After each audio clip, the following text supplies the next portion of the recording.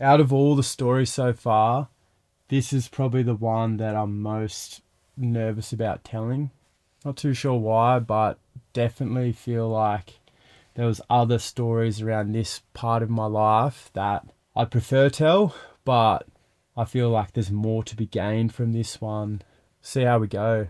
Haven't really thought about this in a little while. The timeline for this one is transitioning from high school to college. So in Canberra, that's finishing high school in year 10.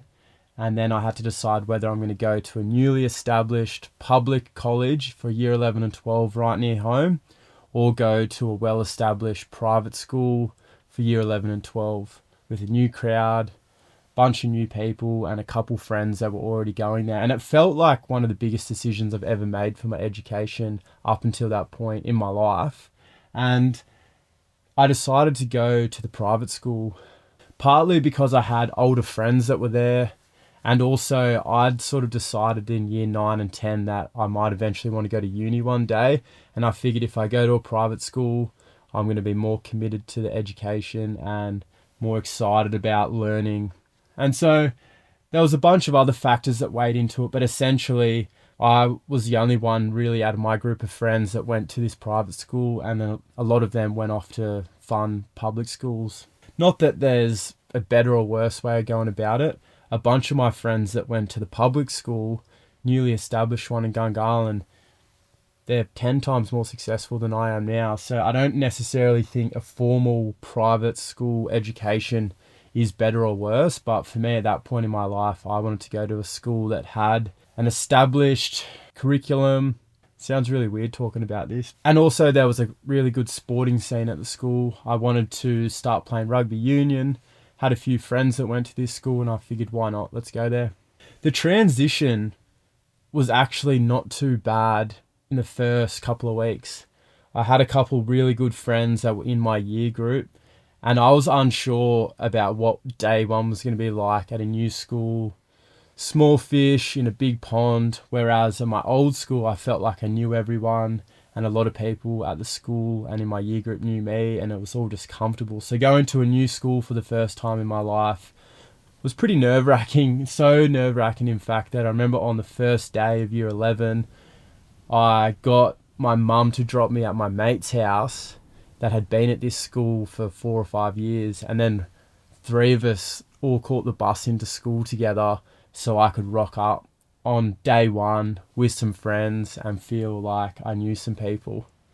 Pretty lame, but yeah, it was kind of comforting. And so I signed up for the tertiary package, which meant that I wanted to eventually get into university. And I picked a bunch of classes, like PE, psychology, design and technology, and then there was mandatory classes like English, maths, and religion. Religion, that was the first time that I'd had to do that, and that was a bit of a pain in the ass, although there was some interesting stuff that you got to learn and some cool assignments. But yeah, first week or two wasn't that bad, I had a feeling that it was going to be really confronting, new people, all this sort of stuff. But I knew a bunch of people and I kind of slotted straight into a group of friends and it was awesome. But yeah, I'd kind of played up a little bit over summer in that year 10 to year 11 transition over summer. Was getting into partying more, was getting more active with girls. And it turns out that I rubbed a few people up the wrong way. So there was another school nearby in that same area, and it was a public school.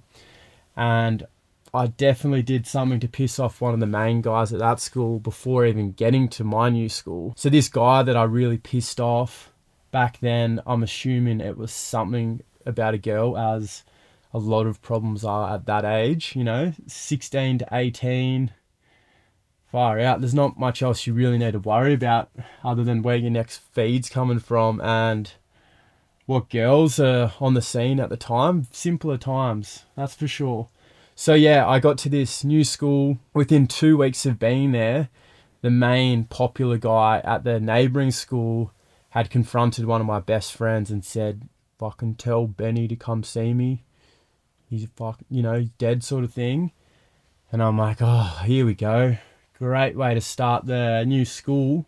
And so I didn't really know what to do. I had actually had a bit of a history with this guy, and we played in the same soccer team and were mates at the time, and then a few years apart, and then, me getting with someone I think he was interested in, and there was a bit more to it. And yeah, I clearly pissed him off. To this day, still haven't had a conversation with him about that whole thing.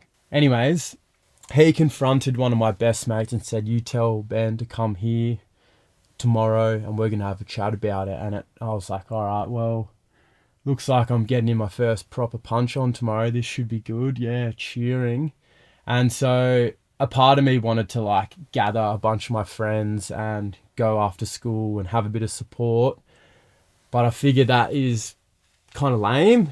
So I went with one of my best friends at the time, the person that was the messenger. So it made sense to go along with him. We rocked up at McDonald's and I'm expecting him to be there with all his friends. And he's just sitting around a table with a few girls and maybe one of his mates. And I think he was a bit surprised to actually see me. And I'm like, what's the go, man? Like, you want to chat? Like, let's sort of chat. I wouldn't say I was like super aggressive trying to start a fight, but I definitely wasn't backing down from one. And he was kind of like a bit hesitant and clearly wasn't expecting it to unfold the way it did. And he didn't really say a whole lot, and he was kind of like, I think he felt a little bit intimidated that there was two of us there and he's sitting down with a few girls at the table, and nothing really eventuated in that 5-minute conversation. And I'm like, well, righto, looks like it's over. And we're sort of hanging around and across the road, come back 5-10 minutes later, and before you know it, he's rounded up a dozen of his mates, couple of absolute esche lads thinking about it. And before you know it, me and my best mate are standing there, and there's like almost 12 of him and his mates. Now all of a sudden he's pretty happy to arc up and get in my face, and apparently he had some sort of court condition where he couldn't fight, otherwise he'd get locked up. And so he put his fucking dogs onto me, and they were all up in my face screaming at me, and I'm just like standing my ground like, what are we really gonna like punch on 2 versus 12 out in front of McDonald's? It was getting really, really heated, and I was like, far out, this is the last thing I want to be doing right now. And then before you know it, my mates rocked up, some of the footy boys, and then the playing field was level and they kind of got involved, and it was a bit of a bloody heated standoff for a bit there, and it kind of fizzled out often, as it does a lot of the time. And yeah, went on our way. And I remember reaching out to the guy that initially wanted to fight me and said to him, I'm like, man, we go to the same gym. Why don't we just go in, chuck on some boxing gloves and sort it out? A couple days later, he declines that whole offer, and he keeps saying how, he can't fight, he'll go to jail and all this sort of bullshit. And a couple days later, I'm starting to think it's fizzled out. And then before you know it, one of the guys that went to the school that I was going to now went to the public school, and he ended up being like a messenger between the two schools. And he came and he told some of the boys, okay, tell Benny to bring all the Dara boys, we'll meet in the drains, and it's on sort of thing. And so all of a sudden we're like fucking thinking we're going to be in some Green Street hooligans gang fight, and talking to some of the boys, and they're like, dude, just don't even worry about it. Like, they're all talk, nothing's going to come of it. Just lay low for a bit and it'll fade away. And I'm like, well, righto, sounds good. And to be honest, I was not keen to just like walk out there into the unknown, and who knows what was going to happen. And I remember almost just saying, fuck it, I'm going over there by myself. I'm just going to settle this once and for all. And a few of my mates that were the brawlers at the time, they're like, dude, just leave it, don't worry about it, just let it go sort of thing. And then I remember that lunchtime I was with one of my good mates in the design and technology room doing woodwork and, forgetting about it all. And then we find out that there was like between 100 and 150 of the kids from that school in the drains waiting for me, ready to do this big like school versus school punch on. And we're like, what the fuck is going on? And then before you know it, this whole drama has like had a ripple effect through the school. And I'm just like trying to fly under the radar at my new school and ease my way in. And then all of a sudden everyone's like, oh yeah, then you guys like trying to start like a gang war. And I'm like, what the fuck has just happened? And I'm getting like called into the principal's office, and it just escalated so quickly. And I was like, this is the last thing I want at a new school. And so that was something from then onwards for my 2 years at that private school. Pretty much every time I did the 2-minute walk over to the spot where everyone would get lunch and takeaway and all that, in the back of my mind, I'm thinking at any point I can get jumped here by a bunch of them. So I was always kind of subconsciously thinking about that, and it really took a toll after a while. But one thing that helped push through that whole side of things was, how's this for timing, right? Couple weeks after this big punch on has nearly happened, we end up versing them in round 1 or round 2 of the rugby union footy season. And I'd barely played any rugby union in my life. I think I might have played one school comp in like year 8, hardly knew the rules, hadn't done any training, and then before you know it, I'm light down out there, thanks, trying to record a story. While this whole ordeal is still really heated and I feel like something could happen at any moment, the footy team that I just signed up for, playing for the school, happened to be versing the footy team that had pretty much a stacked team of players that wanted my head. So I was like, like first proper game of rugby union, I'm playing fullback. I'm with a team of people that I barely know, and they definitely don't have my back. There might have been a couple of people that I was like sort of friends with in those early days, but I knew that if it turned into like a full all-in brawl, I don't know, it would have been a bit 50-50 whether the boys would have backed me up. So here I am, nervous as hell to even just be playing a tackling sport, just because I haven't done a whole lot of that. I've always played soccer.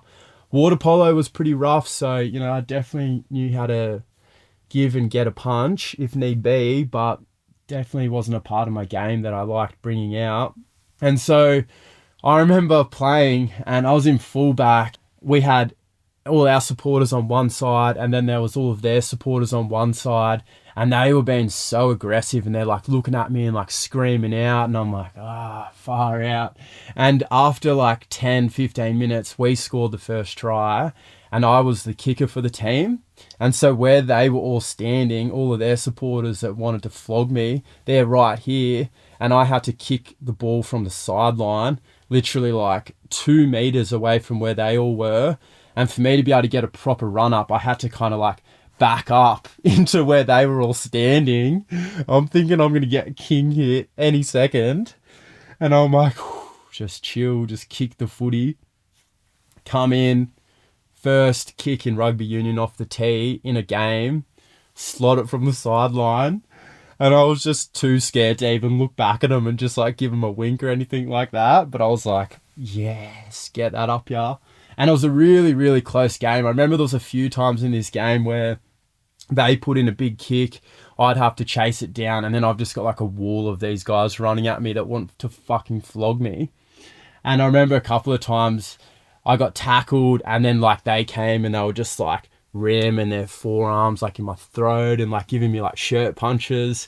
And by that stage, once the adrenaline was pumping, I was like eating it up. I'm like, yeah, this is fucking sick, like let's go sort of thing. And I knew by this stage that a few of the boys in my team were absolute grubs and they would have my back, so it definitely lifted the confidence. That sort of put a bit of wind in my stride as well. Yeah, I remember it being quite a close game, and I think we pretty much tied it up, and I had to kick from that same spot again, right up on the sideline, with all of those guys just standing there staunching me and screaming at me and like really getting in my face. And instead of being able to get like a big 6, 7, 8 step run up, I had to do like little 2, 3 step stab at the footy, because if I went too far back, I was worried that they were going to king hit me or something. And that second one, nailed it again. And that time, then I looked back at him and I'm just like, just a big smile, like, yeah, fucking, how good's that? And they absolutely hated it. And we ended up getting up that game by a few points. And it just felt like the entire game, it was going to pop off at any point. I wish that was kind of like the end of it, but really, like I said, over the course of the next year or two, that was something that was just like always lingering in the back of my mind. And in hindsight, at that point in my life, 17, 18, however old I was, I would have done stuff back then that warranted me getting bashed. Like, there's a fair chance that I probably did deserve some of that hate that was coming my way, but to have a whole school after you, people you don't even know, people that don't even know you, it was pretty hectic as a 17-year-old. Thinking back at that time, you're just so in your own world. You're worried about you, your immediate circle of friends. You're not worried about treating other people with respect. You're not even really worried about being nice to, your family at times as well. And so I'm not trying to come across as like, oh, poor me, I had all these guys after me in college and how bad is my life. It's like, I'm honestly surprised I didn't get bashed more growing up. Like, I don't know how I have evaded it so well. There's been like a couple of times where I've got punched, went out on the piss and whatnot, but far out, it just hasn't happened. And I definitely deserve to have gotten punched and flogged at one point or another. I think a lot of us probably do, to be frank. But that's a bit hard to say. Like, I don't know anyone else's story, but I just know like a lot of people that I've surrounded myself with that like pushing the limits and, sometimes party too hard, sometimes a bit disrespectful. A lot of these blokes in particular definitely deserve to get punched. And growing up and reflecting on these times that are over 10 years ago now, it's easy to say in hindsight, oh, I could have, should have, would have done this, but far out. At that age, like, you're just worried about where the next party is. You're worried about and just making it into university with the bare amount of effort required. And then you're worried about who you're going to try to date and what sport team you're going to play for. You're not worried that if you hook up with a random chick, she might have a boyfriend or she might be really into you, and by you not talking to her from that point onwards, that you might break her heart. Like, that sort of stuff just wasn't really crossing my mind as a 16 to 20-year-old, really. And I know there's a lot of people that will say, oh, yeah, no, I wasn't like that. I was a bit more thoughtful and stuff. But guys in particular, far out. At that age, you're definitely not thinking with this a lot of the time. One of the big regrets I have about that whole story is not going out to those drains when it all first unfolded. Even if I did get gang bashed by a shitload of people, at least there was a really high chance of it ending then and there. And like I said, I probably deserved it. Like, also, and what did happen was way more painful. The psychological toll that it took on me, knowing that next time I bump into this guy or next time I bump into some of his junkie mates, I could get gang bashed. Yeah, that was something that lingered. And at the time, I probably didn't think it had as much of an effect on me as it did. I was genuinely concerned about walking 2 minutes over to go to McDonald's for the next few years, because I thought at any point I am going to get flogged. But I walked over there pretty much every day after school to go to the gym.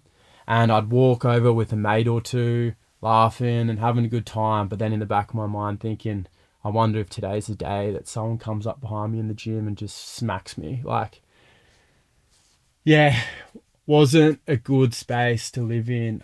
And it was funny, like, fast forward 4 or 5 years or whatever, I didn't see this guy for years, 4 years, and every now and then you'd hear like a little echo, oh, he still wants to get ya, and then just when I thought I was fully over it, it would sort of pop back up in my psyche. And I remember walking in to a pub one day in Gungahlin, sober as, it was like mid-afternoon. I was there for like a friend's birthday, and I walk into the toilet and it was him. And we both just look at one another. And it was like what? Like, and he just kind of like did the old, oh yeah, how you going, bro? And just quickly scooted out. And I'm like, oh, you're kidding me. For all these years, I've thought that next time I see this guy, it's going to be on. And he didn't want to fight. he grew up too. He probably realized that it was all just a fucking shit show and we should have just talked it out. So one of the key things I took away from it, and what I would do differently next time, if something like this pops up, don't run from it, don't hide from it. Talk to the person. And even if it's a heated discussion, even if on the rare occasion it ends up becoming physical and violent, I think it's better addressing it. And sure, if you're probably never going to see the person again, maybe just let it slip under the radar and just hope that it fizzles away. But if it's someone that you're eventually going to bump into and it's eating away at you and you can tell that's having a real effect on your life, try to just talk about it. Even if you send someone to be a middle person and try to like calm the whole situation down, and then, you know, get together, have a chat about it, and maybe take a bit of ownership. And it's taken me 10 plus years to think, you know, oh, maybe I actually was semi in the wrong in that instance. Maybe I should have treated that girl nicer. Maybe I shouldn't have gotten with someone that was seeing someone else. And at the time, that was not on my radar at all. And I don't think the girl was talking a whole lot about another guy that she was seeing. It just flowed and it happened. And like, that's not an isolated story. I feel like those early adult years of my life, I just was too caught up in partying and wasn't as respectful as I probably should have been to girls that I was friends with and girls that I'd just met. And like, that's part of the main reason I want to talk about this. It's like something that still doesn't sit right with me in me. Yeah.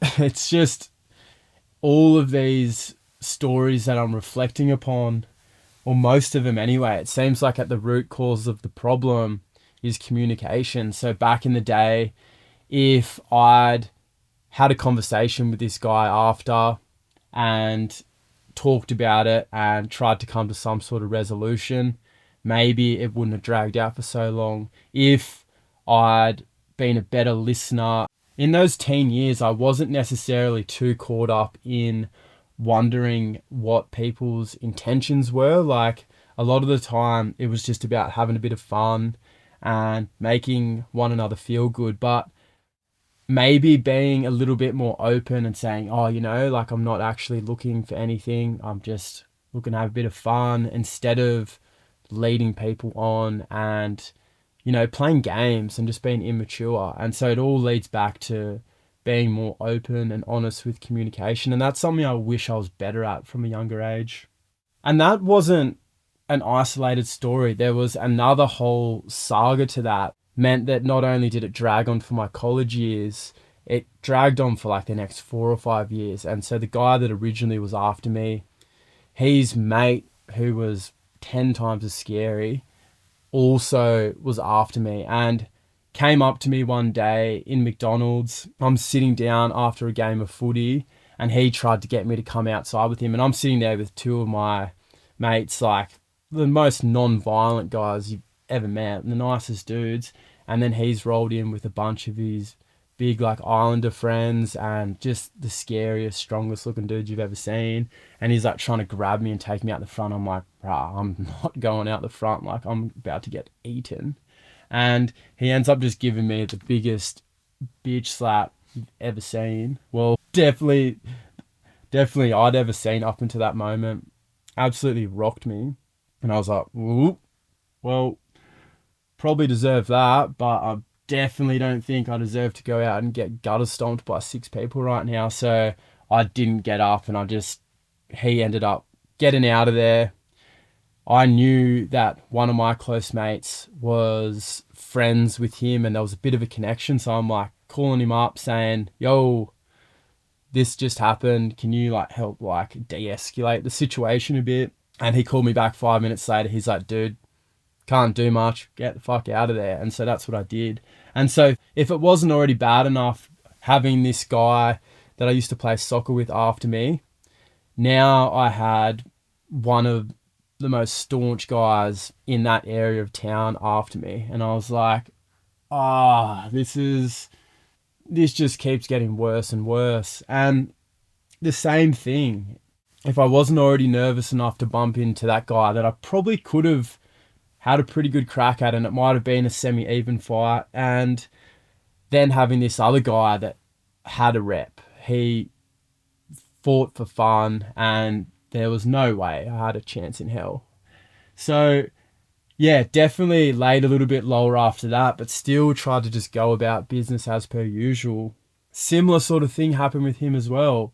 Fast forward 3 or 4 years, I'm in my early 20s. I think it's all over. Clearly, I was hoping that it was all over and had he forgotten, but turns out he didn't. And I remember walking into this guy's house, and I was with one of my best friends, and we were catching up with our friend. I think we were going to get a little bit of weed and just hang out for a bit. And I hadn't smoked much lately, wasn't into it a whole lot at the time. And we ended up going in and hanging around, smoking a bit. And I'm like, oh, that's right. This is what this feels like. And I was pretty shook by it. Yeah, so I heard the knock on the door. Didn't think anything of it. I'm just sitting there melting away into this couch, butting in here and there, but literally just like trying not to fall asleep. The door opens, and then I see the guy that's been after me for years, and my heart just sank. I was like, just like shriveling away in the chair like a fucking dehydrated mushroom, just like. And he came in and kind of just like acknowledged one another, and he was in a bit of a fiery mood. 10-15 minutes passed and he hadn't done anything, but there was so much tension in the room, it was palpable. And he was kind of getting aggressive towards one of his friends and just niggling and play fighting. You could tell he was like in a pretty pumped up mood.